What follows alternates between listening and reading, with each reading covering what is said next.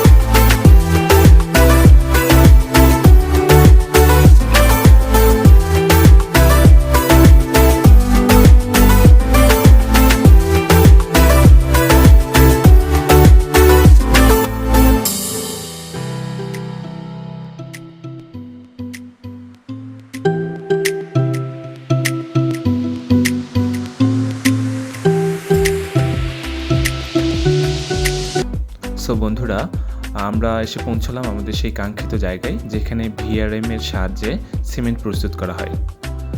সবাই বাস থেকে নেমে পড়েছেন। আমাদের 2টি টিম ভাগ হয়েছে এবং 2টি টিমের জন্য 2জন গাইড রয়েছেন। তো আমাদের গাইড এখন আমাদের কিছু পরামর্শ দেবেন, এজন্য সবাই একত্রিত হচ্ছে। আমাদের যিনি পুরো ভিআরএম পদ্ধতিটা কীভাবে কাজ করে এবং কীভাবে সিমেন্ট প্রস্তুত করা হয় সেটি ঘুরে দেখাবেন ইঞ্জিনিয়ার অনিক ভাই। সিমেন্ট মূলত 2 পদ্ধতিতে তৈরি করা হয়, বল মিল পদ্ধতি এবং ভিআরএম পদ্ধতি। এটি হচ্ছে ভিআরএম পদ্ধতি।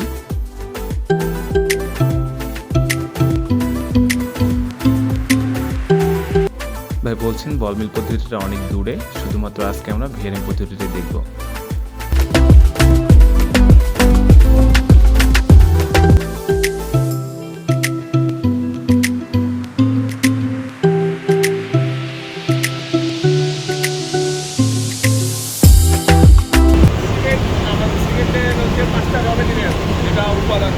যে সিমেন্ট তৈরি হয় সেটা হচ্ছে আমরা প্রসেস করে এটা নিয়ে আসি হচ্ছে নদীপথে।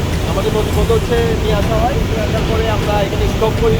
যেমন এই যে এটা হচ্ছে টিচার সাইলেন্ট আমরা তৈরি করতেছি, 1,20,000 মেট্রিক টনের সাইলো তৈরি করতেছি। এটা দিয়ে এখান থেকে আমরা প্রসেস করে বেল কনভেয়িং সিস্টেমের মাধ্যমে ফুল কনভেয়িং সিস্টেম এখানে নদীপথে আমরা নদীপথের মাথার বেসন থেকে লাইটের জাহাজে আসে, ওখান থেকে আমরা আনলোড করে আমরা কনভেয়িং কোথায় আমাদের ফিল্ডিং যেখান থেকে আমরা ফিটটা দিই।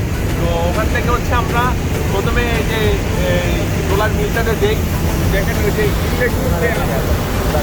এটা দিয়ে ইউজ করে, ইউজ করার পর এখানে 6টা রোলার আছে, মাস্টার রোলার 3টা আর সাব রোলার হচ্ছে 3টা, ঠিক আছে। তারপর হচ্ছে ওই দেখেন গ্রাইন্ডিং টেবিলটা ঘুরছে, আপনারা একটু খেয়াল করলে বুঝতে পারবেন, দেখছেন? হ্যাঁ জি জি, ওই এখন রানিং, হ্যাঁ হলুদ যে ইয়েটা ওটা হচ্ছে টেবিল, গ্রাইন্ডিং টেবিল বলে এটা। তো ওখানে ফ্রিকশনের মাধ্যমে কেমিক্যাল দেওয়া হয়, পানি দেওয়া হয়, এরপর আমাদের হট গ্যাস দিয়ে হচ্ছে আমাদের হট একটা ধোয়া এখানে থাকে। তো এটা দিয়ে আমরা এটা প্রসেস করার পরে যখন যে গ্রাইন্ডিংটা তৈরি হয়, যে আপনার যে গ্রাইন্ডিং করার পরে যে পরিমাণ হচ্ছে মনে করেন একটা পার্সেন্টেজ আছে যে এত পরিমাণ হওয়ার পরে সে হচ্ছে সেপারেটরে চলে যায়। আমরা এটা মেইন আইডেন্টিফাই দিয়ে আমরা এটা সাকশন করতে থাকি।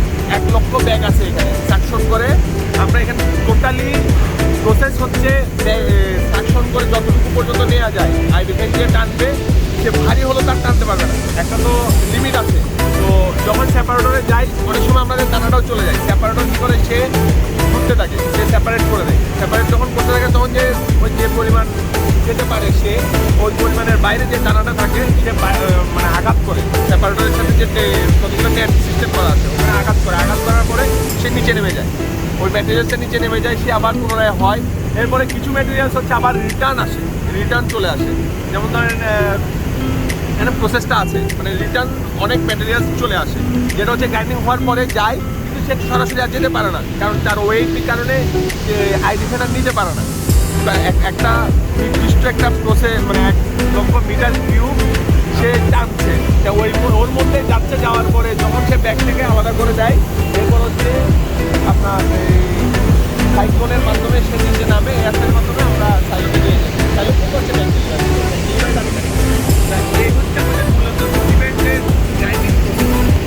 ইঞ্জিনিয়ার অনিক ভাই আমাদের খুব সুন্দরভাবে থিওরিটিক্যাল বিষয়গুলো বুঝিয়ে দিলেন। মূলত এটি হচ্ছে আমাদের ভিআরএম অর্থাৎ ভার্টিক্যাল রোলার মিলস। অনিক ভাই অত্যন্ত বন্ধুসুলভ এবং তিনি খুব ভালো একজন টিচারও বটে। তিনি এখন বোঝানোর পর সবার প্রশ্নগুলো শুনে নিচ্ছেন এবং সেগুলোর সলিউশন দিচ্ছেন, অর্থাৎ এটি কিভাবে কাজ করে, কারো যদি কোনো কনফিউশন থাকে সে বিষয়টি তিনি ক্লিয়ার করে দিচ্ছেন। প্রশ্ন পর্ব শেষে আমরা এখন ভিতরে প্রবেশ করব।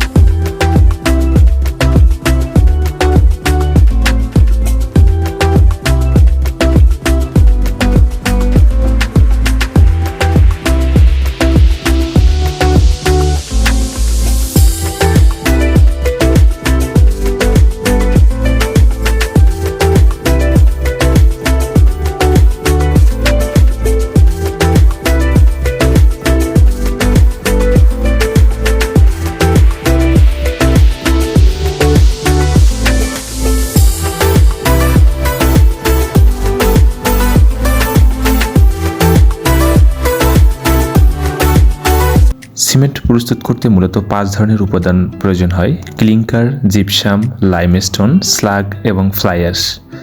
এর মধ্যে ক্লিংকার বেশি পরিমাণে প্রয়োজন এবং যেটি মূলত বাংলাদেশে বাহির থেকে আমদানি করে আনতে হয়, মূলত ভিয়েতনাম থেকে বেশি আমদানি করা হয়। এখন আমরা দেখব সবগুলো কিভাবে পার্সেন্টেজ অনুযায়ী একত্রিত করা হয়।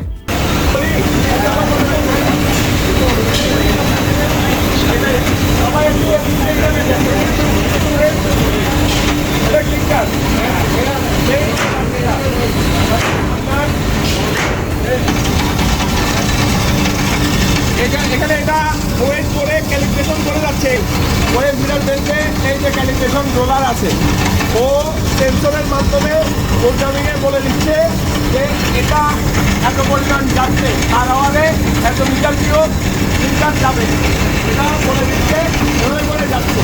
ঠিক আছে, সব কিছু প্রোগ্রামিং করা আমাদের। এটি সম্পূর্ণ প্রোগ্রামিংয়ের মাধ্যমে পরিচালিত, অর্থাৎ প্রতি আওয়ারে কতটুকু ক্লিংকার আমার প্রয়োজন সেটি ওভাবে সেট করে দেওয়া আছে, এবং যা মূলত আমাদের ক্যালিব্রেশন রোলারের সাহায্যে সেন্সরের মাধ্যমে এটি সে অনুপাতে চলতে থাকবে। এখন আমরা দেখব সিমেন্ট তৈরির আরেকটি গুরুত্বপূর্ণ উপাদান জিপসাম, যা সিমেন্টের সেটিং টাইমকে প্রভাবিত করে। সিমেন্ট প্রস্তুতিতে সাধারণত 5% পর্যন্ত জিপসাম যোগ করা হয়।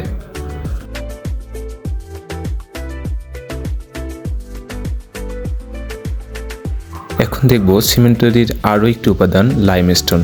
এটি সাধারণত আমাদের দেশে পাওয়া যায় না, এটিও ইন্ডিয়া থেকে আমদানি করা হয়।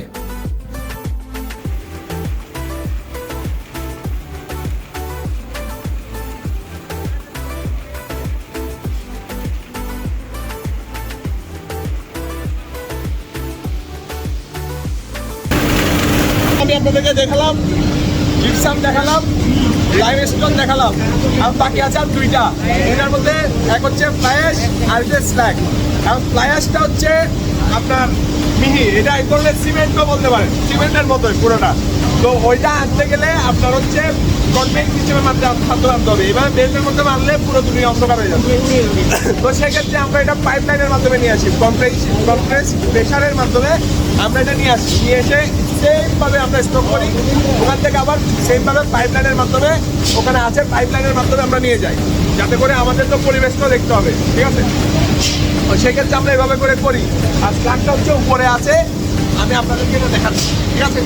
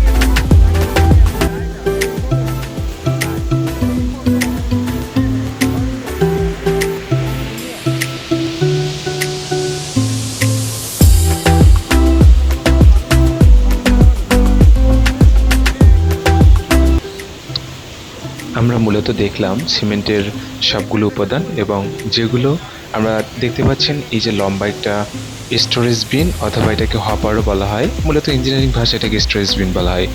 স্টোরেজ বিন থেকে সবগুলো উপাদান বেল্টের মাধ্যমে একত্রিত করা হয়।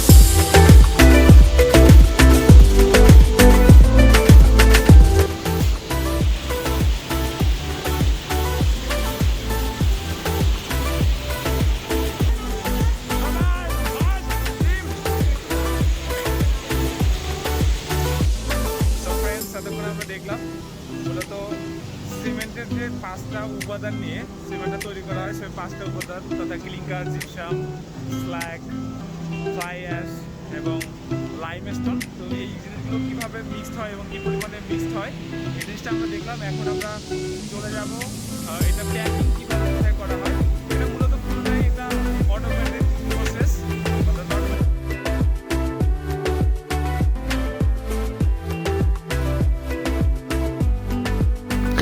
এটি হচ্ছে মূলত ভিআরএম অর্থাৎ ভার্টিক্যাল রোলার মিলস। এটির সাহায্যেই সিমেন্ট প্রস্তুত করা হয় এবং এই যে পাইপ পথ এগুলো দিয়ে সিমেন্ট সাইলোতে সিমেন্ট সংরক্ষণ করা হয়।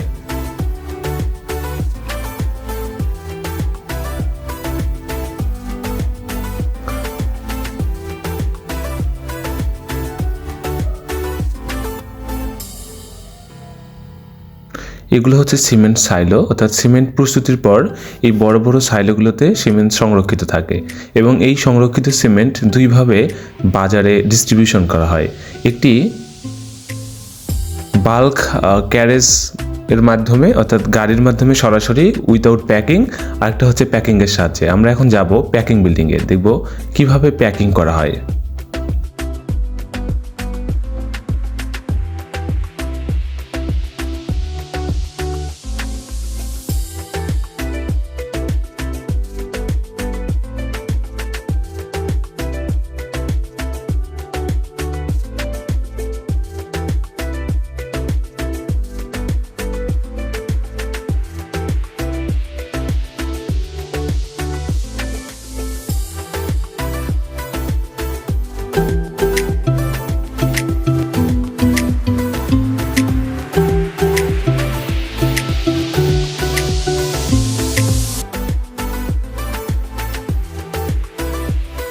এটি হচ্ছে প্যাকিং বিল্ডিং এবং এখানে প্যাকিংয়ের কাজ চলমান। তো আমরা এখন প্যাকিং বিল্ডিংয়ে এসেছি।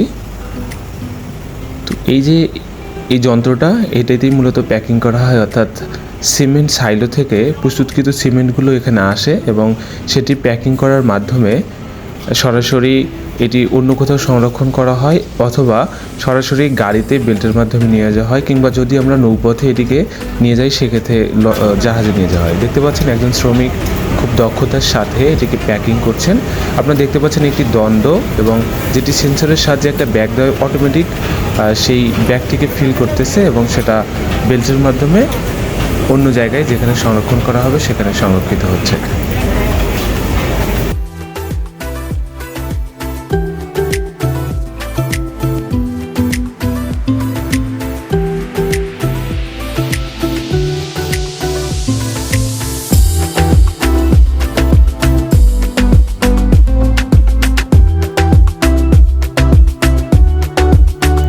এভাবেই প্যাকিংকৃত ব্যাগগুলো বেল্টের সাহায্যে সংরক্ষণাগারে অথবা যদি এটাকে বিতরণ করা হয় সেক্ষেত্রে সরাসরি বেল্টের সাহায্যে গাড়িতে, অথবা যদি এটাকে নৌপথে ডিস্ট্রিবিউশন করা হয় সেক্ষেত্রে সরাসরি এই বেল্টের সাহায্যে জাহাজে গিয়ে পৌঁছায়।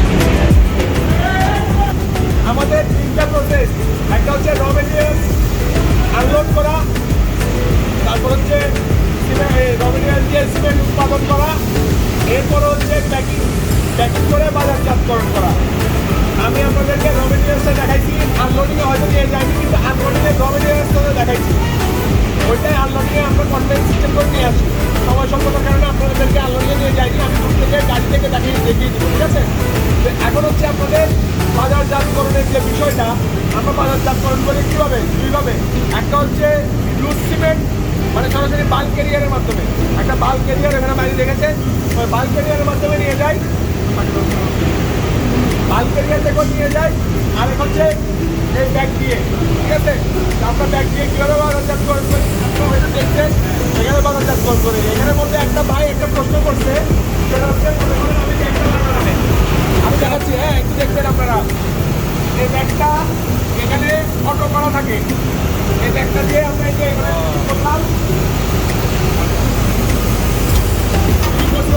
ও সেন্সরে নিয়ে নিচ্ছে, কিন্তু এই জায়গায় সেন্সর করা আছে,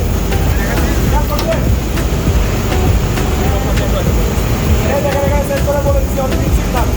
অটো ও যতক্ষণ ব্যাগটা লেগে থাকবে ততক্ষণ পর্যন্ত সিমেন্ট আসতে থাকবে, কিন্তু সিমেন্ট পড়ে যাচ্ছে নিচে, আরেকটা স্টোরেজ আছে, স্টোরেজে পড়ে যাচ্ছে। তো এখানে সব কিছু সেন্সর করা, প্রোগ্রামিং ছাড়া এখানে কোনো সিস্টেম নেই এখন বর্তমানে, কারণ আধুনিক যুগ, এখন প্রোগ্রামিং চলে আসছে। তো সেক্ষেত্রে আমরা দুইভাবে করি, একটা হচ্ছে লুজ সিমেন্ট আর একটা হচ্ছে ব্যাগ প্যাকিং। এইভাবে আমরা দুইভাবে হচ্ছে বাজারজাতকরণ করি। তো আমরা এইভাবে এই যে ব্যাগটা লোড হলো চলে যাবে।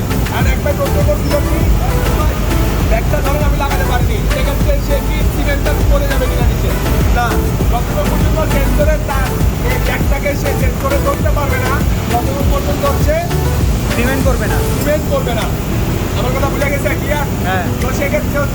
এই জিনিসটা এভাবে করে আমরা সেট করা। এখন দেখা যাচ্ছে ব্যাগের গাড়ি কিছু ডাস্ট পড়ে আছে, এই ডাস্টটা কালেক্ট করতে হচ্ছে, এই যে ডাস্ট কালেক্ট করতেছে এখানে ফ্যান সিস্টেম করে দেওয়া আছে, ফ্লোয়ার সিস্টেম করে দেওয়া আছে। এই ব্যাগের গাড়ির লোকে ডাস্ট থাকবে, ওই ডাস্টটা হচ্ছে তুলে নিবে, ঠিক আছে? ব্যাগের সিস্টেম করা আছে। এরপরে এইভাবে হচ্ছে আমরা আর দুইভাবে হচ্ছে ডেলিভারি দিয়ে থাকি। একটা হচ্ছে ব্যাগ প্যাকিং করে আমাদের, একটা হচ্ছে বাল্ক এরিয়ার মাধ্যমে। এই ব্যাগ প্যাকিংটা আবার দুইভাবে যায়, একটা হচ্ছে নদীপথে বাসে, আরেকটা হচ্ছে গাড়িতে, ঠিক আছে, ট্রাকে করে, আরেকটা হচ্ছে নদীপথে বাসে, ঠিক আছে? এই হচ্ছে এইভাবে করে যায়। কারণ আমাদের আর কোনো প্রশ্ন আছে?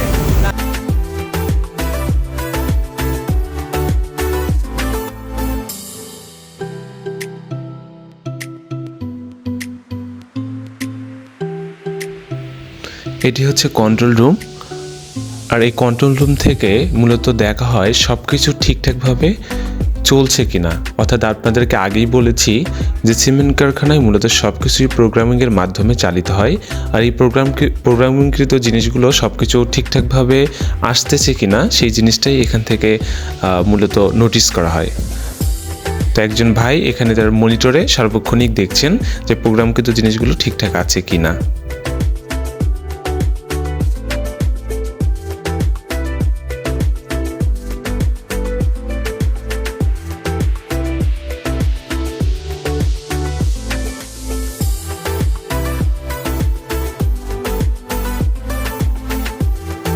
সিমেন্ট কারখানায় প্রচণ্ড ডাস্ট, আর এই ডাস্ট এড়াতেই দেখেন তারা কত সুন্দরভাবে একটা হাওয়ার সাহায্যে তাদের শরীরে সেই ডাস্টগুলো পরিষ্কার করে। আর এটি হচ্ছে প্যাকিংয়ের জন্য যে ব্যাগগুলো থাকে সেই ব্যাগ নিয়ে সেই ব্যাগের দায়িত্বে আছেন।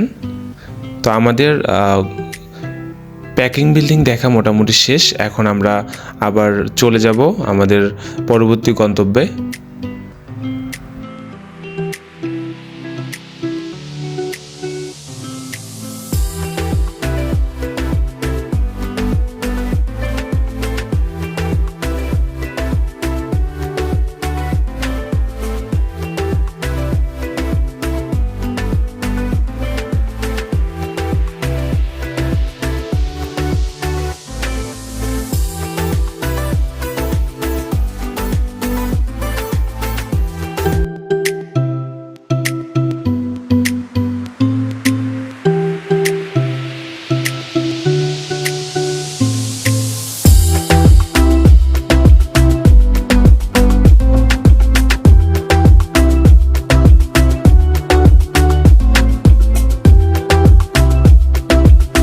বাংলাদেশের প্রতিটি সিমেন্ট কারখানাই নদীর তীরে অবস্থিত। প্রিমিয়ার সিমেন্ট কারখানাটিও নদীর তীরে অবস্থিত, কেননা আমরা জানি আমাদের সিমেন্টের কাঁচামালগুলো মূলত আমদানি করা হয় এবং নদীপথে আমদানি খরচ অনেকটাই কম। আপনারা দেখতে পাচ্ছেন এখানে বড় বড় জাহাজ, এবং এই জাহাজগুলোর সাহায্যে মূলত সিমেন্টের যে কাঁচামাল সেগুলো আমদানি করা হয়।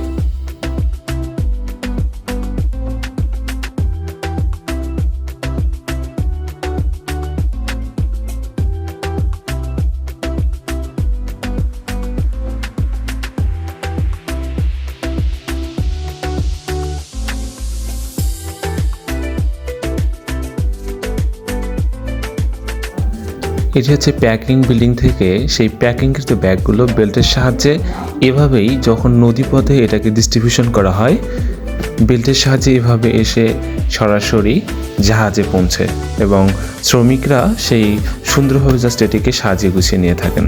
আপনারা দেখতে পাচ্ছেন বেল্টের সাহায্যে কত সুন্দরভাবে সেই প্যাকিংকৃত ব্যাগগুলো আসছে এবং শ্রমিকরা সেগুলোকে সাজিয়ে নিচ্ছেন।